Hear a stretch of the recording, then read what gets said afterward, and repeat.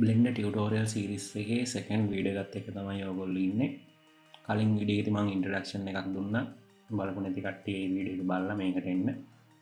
පොඩි විනාඩි 5ක introduction එකක්.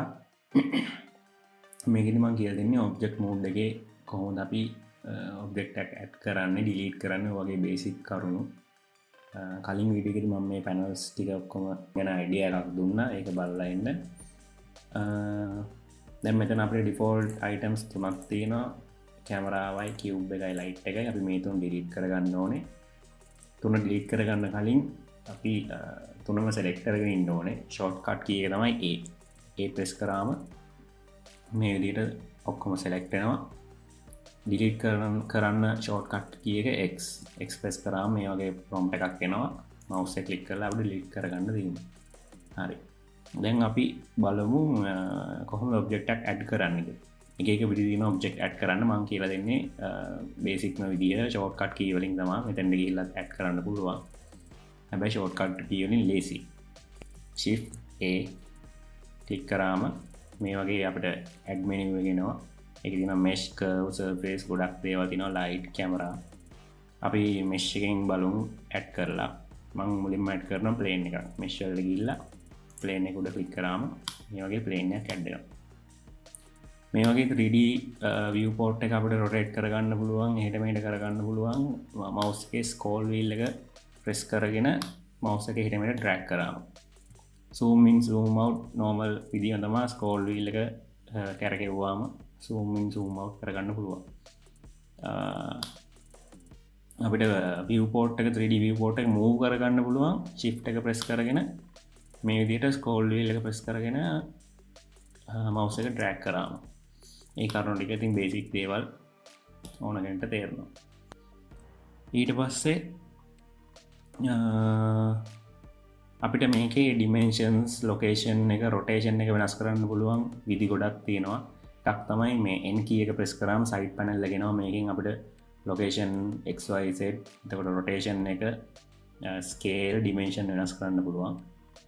මේ වගේ මේක උඩට ගියාම mouse cursor එක වෙනස් වෙනවා. ක්ලික් කරගෙන mouse එක දෙපැත්තට drag කරද්දී අපිට location වෙනස් කරගන්න පුළුවන්. නැත්නම් මේක උඩ ක්ලික් කරලා අපිට ඕන අගයක් දීලා ඒ වැඩේ කරගන්න පුළුවන්.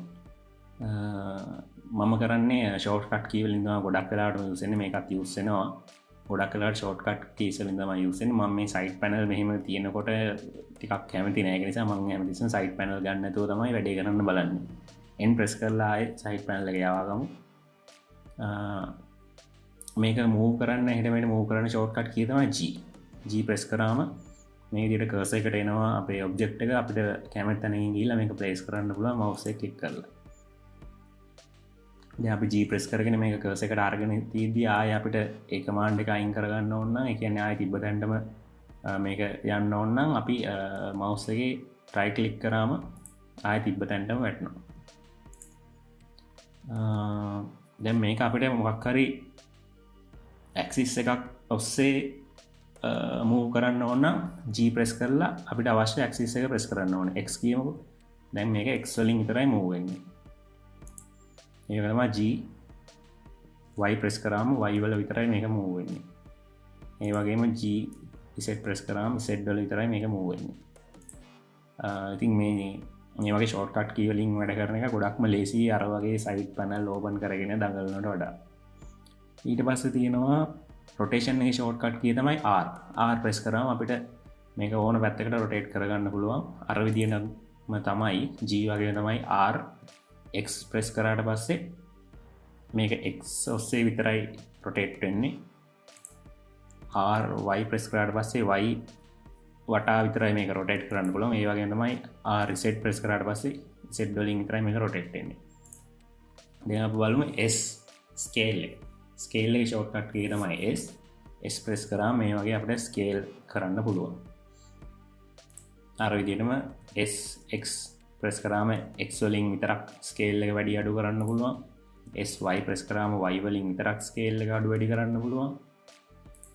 Z press කරාම Z වලින් විතරක් අඩු වැඩි කරන්න පුළුවන්. දැන් මෙතන 2D plane එකක් නිසා මේක Z වලට value එකක් දෙන්නේ නැහැ. වෙන object එකක් ගත්තොත් ඒකේ Z ඔස්සේ වුණත් අපිට මේ values වෙනස් කරන්න පුළුවන්.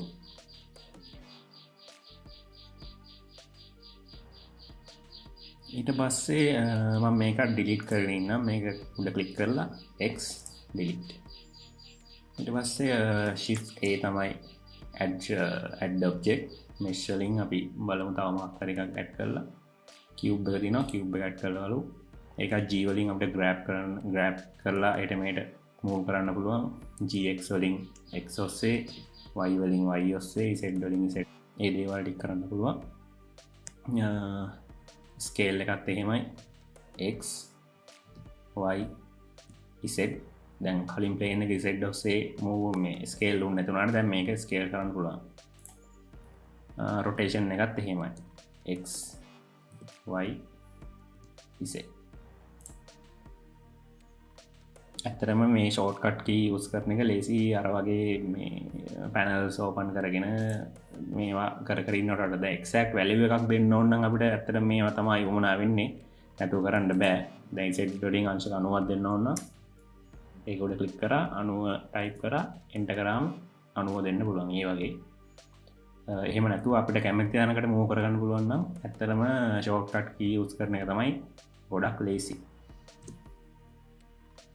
ඊට පස්සේ මම තව එක ඔබ්ජෙක්ට් එකක් අරන් පෙන්නන්නම්. මේක ඩිලීට් කරන්න ඕනේ. select කරා x delete shift a. මෙතන මම ගොඩක් වෙලාවට මේ මෙන්න මේ මංකිව සූසන්ව තමයි ගන්න එක්ස්පෙරිමන්ට් වලට. යාට කියන්නේ සූසන් කියලා.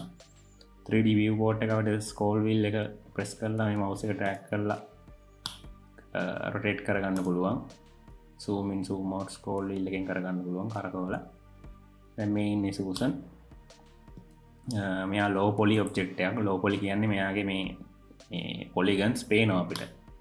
polygons පොඩ්ඩයි ගොඩාක් පොඩි polygons ගොඩාක් තියෙනවා නම් මේක ඇත්තටම මෙහෙම පේන්නේ නැහැ. ලස්සනට පේනවා. ඒව හදන්න කොම් පුළුවන්.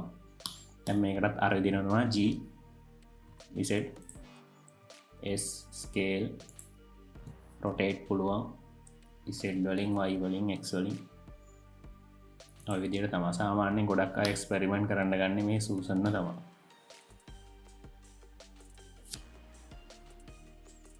ඒකත් මම ඩිලීට් කරගෙන ඉන්නම්. ඉතලා x delete. හරි. ඔය ටික තමයි අද කියලා දෙන්න තියෙන ඔබ්ජෙක්ට් මෝඩ් එකේ පොඩි පොඩි බේසික් දේවල්. මේවා ඉතින් උමනා වෙනවා ඕන තරම් ලොකු වැඩක් කරද්දි මේවෙන් තමයි කරන්නේ. අපි ඊළඟ වීඩියෝ එකෙන් කතා කරමු එඩිට් මෝඩ් එකේ මොනවද කරන්න පුළුවන් කියලා. සාමාන්‍යයෙන් ඔබ්ජෙක්ට් මෝඩ් එකේ ගන්න දෙයක් ගන්න ඔබ්ජෙක්ට් එකක් එඩිට් කරන්න පුළුවන් එඩිට් මෝඩ් එකේ. අපි බලමු එඩිට් මෝඩ් එකෙන් දාන්න පුළුවන් වැඩ මොනවද කියලා. හරි. එහෙනම් ඊළඟ ටියුටෝරියල් එකෙන් හම්බෙමු.